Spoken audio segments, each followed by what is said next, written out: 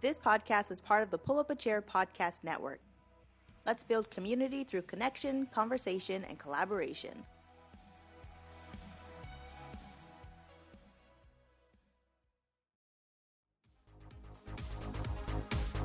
I never wanna get used to the sound you whispering in my ear. Cringe With Me brings you all the best cringy, funny, and relatable content you could ask for.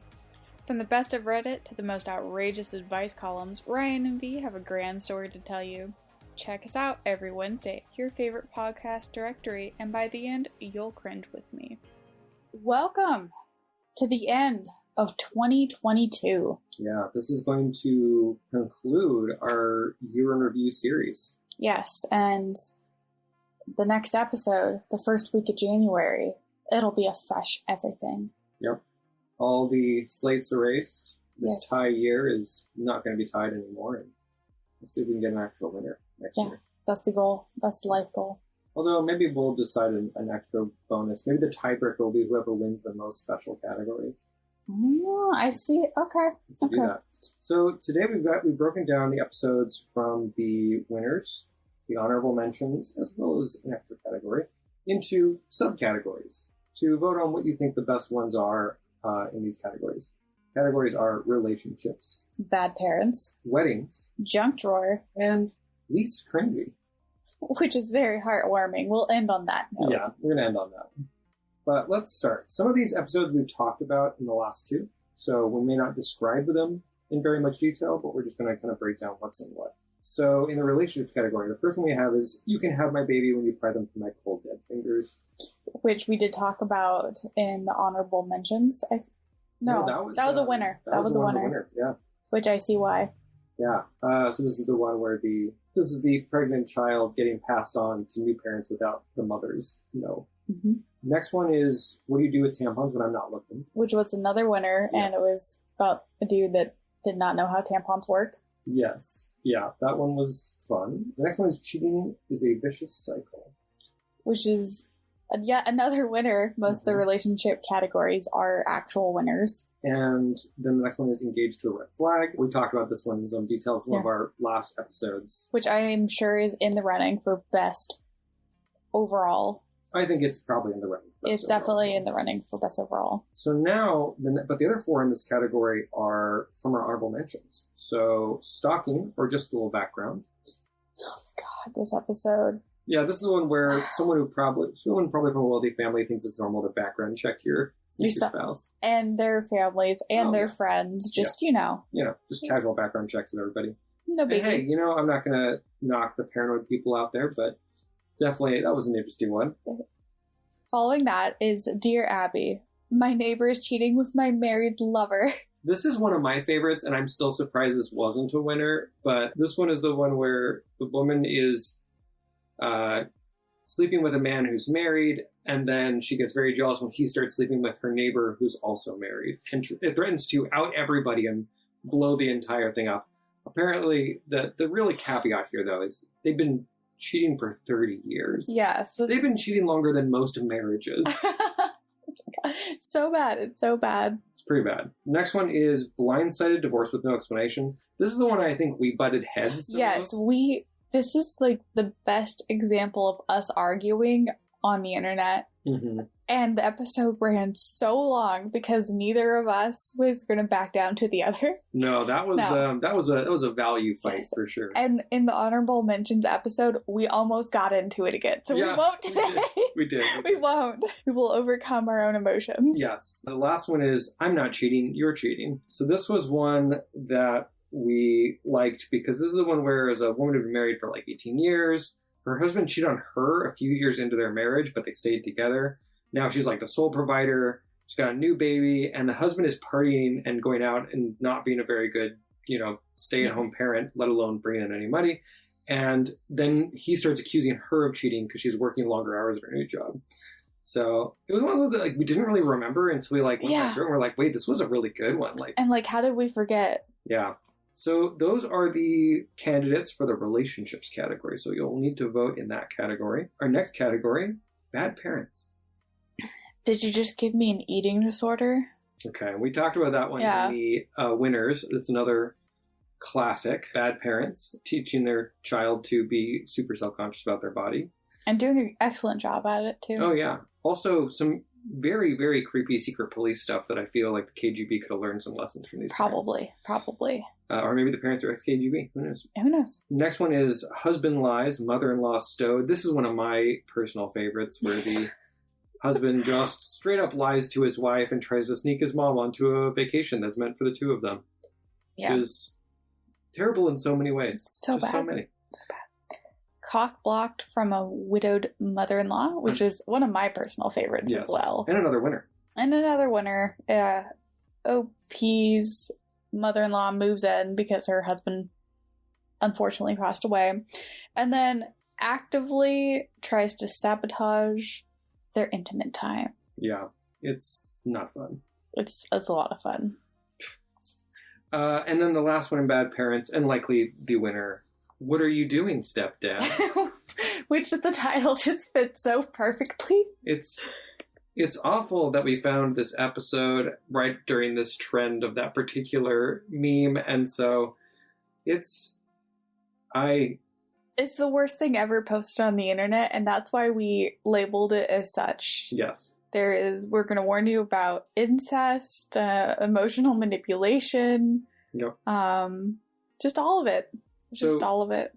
Yeah. Those are your 4 entries for the Bad Parents category, so please vote on that one. Heavy hitters. Yeah. The next category, we almost weren't sure if this should be its own category. It only has 3 entries, but we do think it's an important one to talk about because it's such a trend. Yeah, it's really it's a trend, and it's something that people joke about outside of the podcast, right? Mhm. Which is weddings. So the first one is the cringiest wedding to attend or not attend. This is one of our winners. This is a family not recognizing. I am going to throw it out here. This was also the first episode that I made you physically cringe while Oh. reading it to you. That makes sense. I believe that. The next one is wedding dress thieves, which is in our honorable mentions. This one is, I really like it because it just shows you how far people will go for the craziest things. Yeah, there's like, it's not just a single mistake, as you said. It was multiple things, like the mother-in-law and the sister's steal wedding dress to buy a different wedding dress. And Yeah. it was just like, they had to get a third party involved to get the original dress back. Yeah, and it's one of those things where I know that for these people, it made some sense to them, right? They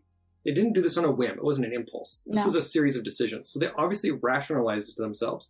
But I don't know how you'd ever rationalize, I don't like this thing you have, so I'm going to steal it and try to offer you a replacement that I approve of. Whoa. Crazy. Yeah. Crazy. And the last one's in the weddings category is say yes to the dress, not to the whiny bridesmaids. And this one was devastating. Yeah. I wanted to cry after we talked about it.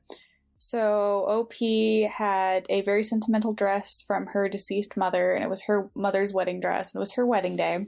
And she had these over-the-top rules to help protect the wedding dress. And so she leaves it upstairs with her friends, and she goes downstairs to do something else, and it's the day of her wedding. She comes upstairs to find that one of her bridesmaid had ruined the dress. Yeah, it spilled wine on it. Spilled wine on it. And so she couldn't even wear it during her wedding. So that dream was crushed. But then the other bridesmaids were like, wow, how could you be such a baby? And we're on the one who spilled the wine side, not the bride. And it was just like, how? Yeah, that one, it makes me wonder if there's got to be other context. We talked about it in the episode. There's got to be other context, but it seems so drastically skewed to this person did not care enough about this to pay attention and follow the rules. Yeah. It was devastating. Anyway, like I said, only those 3 entries for weddings, but please get in there and vote on the weddings. Our second to last category is junk drawer, which is kind of just our catch-all for things that didn't quite fit into one of the other main categories. Miscellaneous, if you will. Yeah. Our first one is Creepy Karen or Butthurt, which is one of our earliest episodes. It was. I think our first winner, right? Yeah, it was our first winner. Yeah. So that one, we've talked about it. It's pretty fun. We go tinfoil hat in that episode. Yes. Always a good listen. Up next is Skeleton in a Weave's Closet, yet another winner. Yeah, this is another one where we got weird and just kind of learn more about us. Oh my gosh, it was a tangent. The entire episode was a tangent. It was just a series of tangents. I Yeah. agree. The next one is asking for a not friend with cancer, which is one of our cancer series. Which apparently we have a cancer series. Apparently, we had 2. If we had 3, I probably would have made its own category. But yeah, asking for a not friend with cancer was just these people who really wanted to ghost this couple they didn't like very much, but the guy had cancer. They felt bad about doing it. And I accused Ryan of not actually liking me. Oh yeah. I Yeah. think that's where we brought up the long Furbies. Let's see. What's our next one? Emotionally stunted and stuck in high school. Oh yeah. This one was the, like, what's a sign that somebody didn't grow up past high school, right? Yeah, and I think there's a lot of really good gems in that episode, but what I will never forget is us talking about that one guy that every school has who he graduates from high school and yet he still hangs out with the high school kids. Oh yeah, the cringiest aspect of that was definitely the guys who go to high school parties when they're well out of high school. Yes. Yeah, that one was fun. Awful. So the next one is, am I the asshole for treating people in the service industry like a human being? Oh my god, this is another one where I kind of have a tinfoil hat about it, but just about the ending. So it's about this woman who'd like chronic pain, goes to like the YMCA and gets a personal trainer, and it helps. So, you know, then if the year comes around, she gives him a gift card and a card that says like happy holidays or best regards. It's like the most generic card entry you can think of. I ran to Walgreens and I grabbed a gift card and a card, and here you go. And then the personal trainer's supposed wife, which is where my tinfoil hat comes in, is like, back off. My husband. Is your Fire tinfoil him. hat that she wasn't actually the I don't wife? think. And like maybe it was another person who just thought, I don't know. You know what? It's cool. I don't even need to. That's fine. That's the theory. And then our last one. She's laughing over there because, you know, oh my god, Karen, you can't just ask why it isn't a salad. It got in the honorable mentions. It's not because it's cringy. It's just because Val's delivery of that particular episode had me in stitches. I was dying. And yeah, I grew up with the Valley Girl thing, and so there was just a certain amount of that I was like, oh, this is traumatizing. It's like pulling up my childhood in not a great way. Like, I don't know what you're talking about. Oh my god, no, we're good.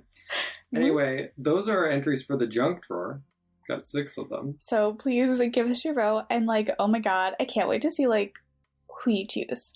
Oh my god. Finally, wow.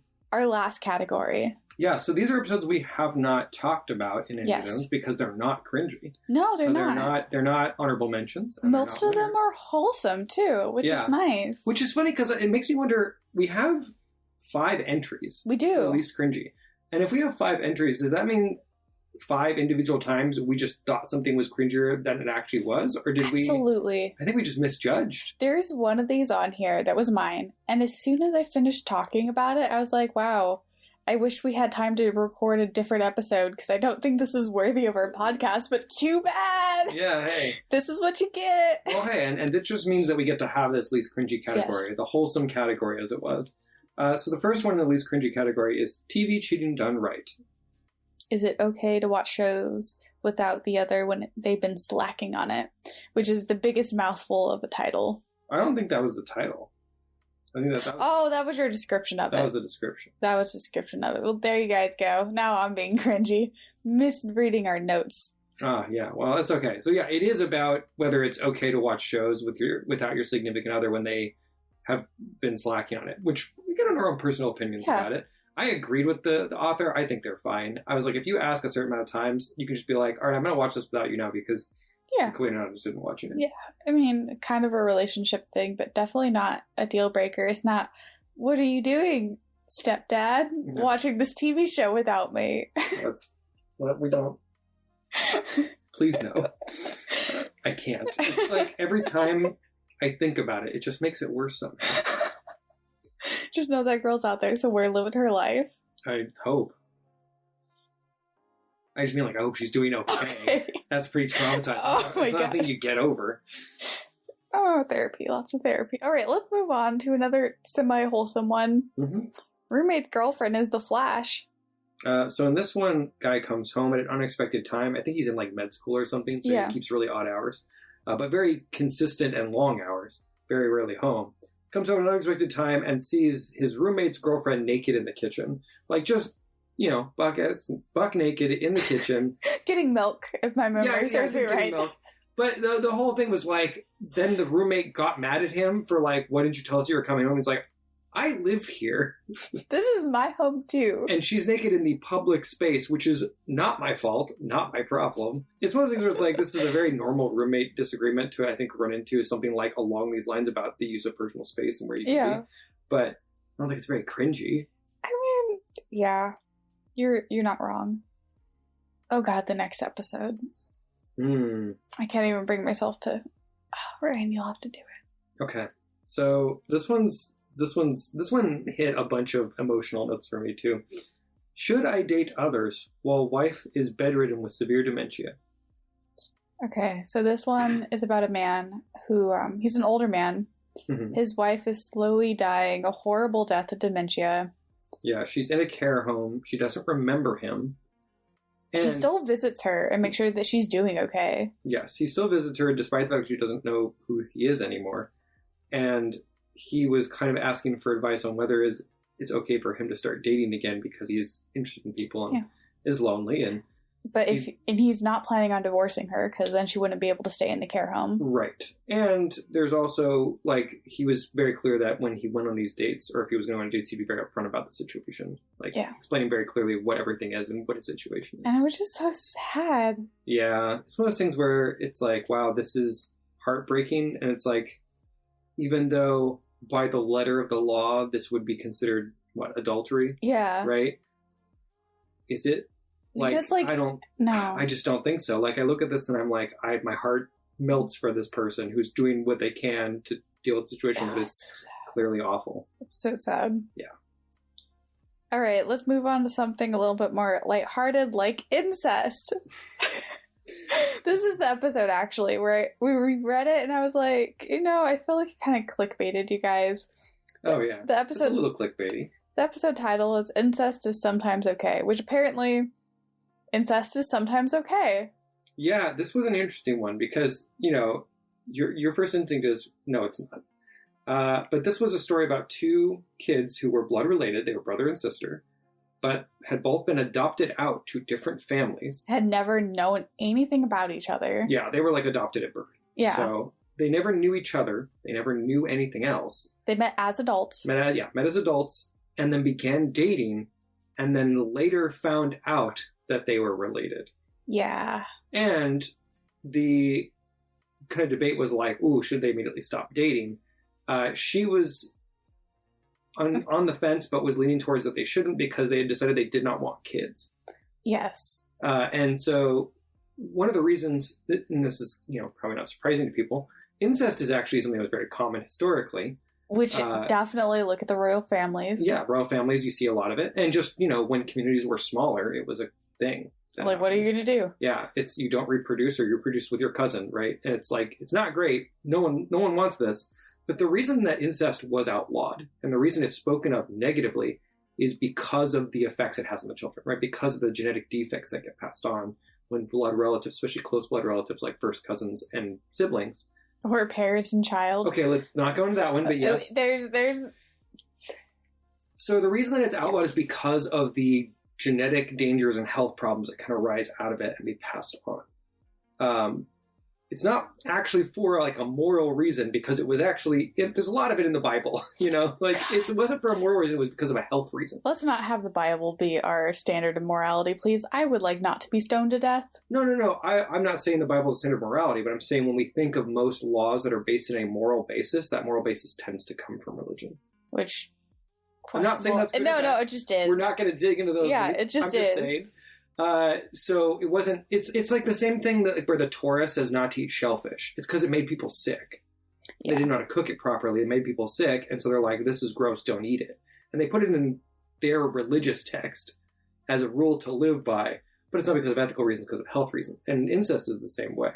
So we got kind of in the going back and forth about this one, but kind of decided like, oh, this is cringy. Yeah, it's like, just... if you're definitely not going to have children, like if you make sure to take the proper medical precautions to make sure you don't have kids, yeah, I guess you can. Yeah, and I mean, they're happy. They've been together like 10 years or so. Yeah, it was a long time. And the author was like, we did everything. And it was just like, oh my God, yeah, it's like, we don't need to know that. It's like, we already crossed this particular line, so yeah, that was, I don't think it was cringy. It's definitely a weird situation. It's one of those ones that makes you think about, like, where is the line in the sand, and is it okay? It's, and you know, no criticism to people who have different opinions about it. I could see people being on outside of this. Oh yeah, it's like, we understand. This is just, it was a talking point more than an episode about cringiness, which is why I was like, I wish we had time to record a different one. Yep.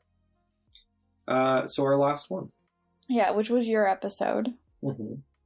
So this one was The Internet Tears Down Good Father. This is the one where the dad lets his kid be a roadie for a little bit with his friend who's in a band. There was like another kid there too. Yeah. And the kid, we say kid, he was 14. Yeah, 14. You're 14.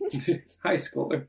Mom agrees, but then throws a fit saying she was joking, and the son posts some mean things about her when he's talking about it, and the dad tries to talk to his son and say, hey, maybe this isn't appropriate. Like, the resolution was very wholesome. He's very clearly a really good father, and the kid's turning out really good.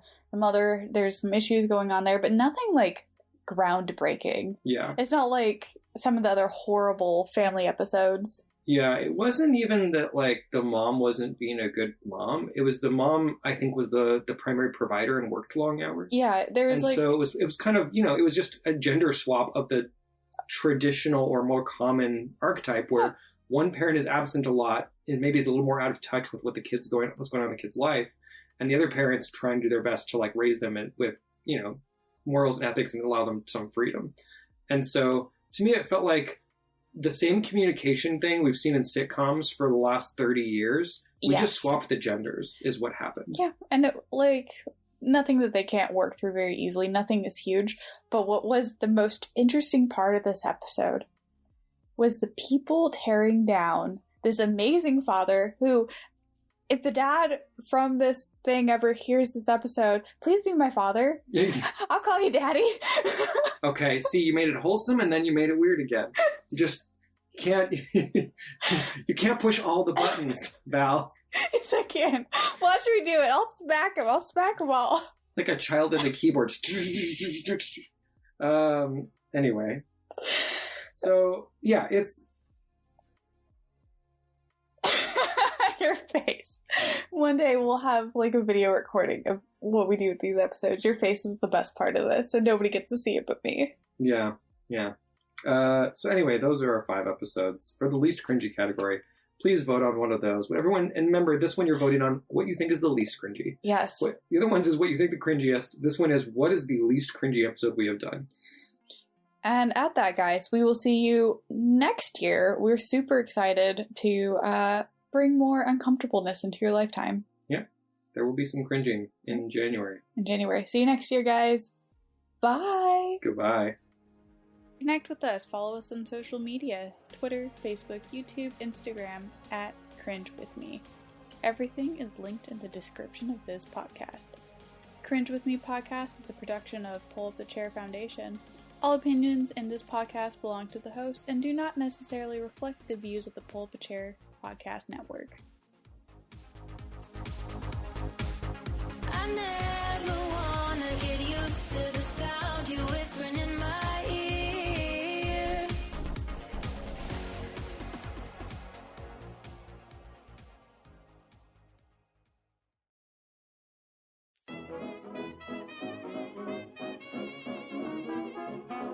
Hello, I am Patrick. And I'm Andrew.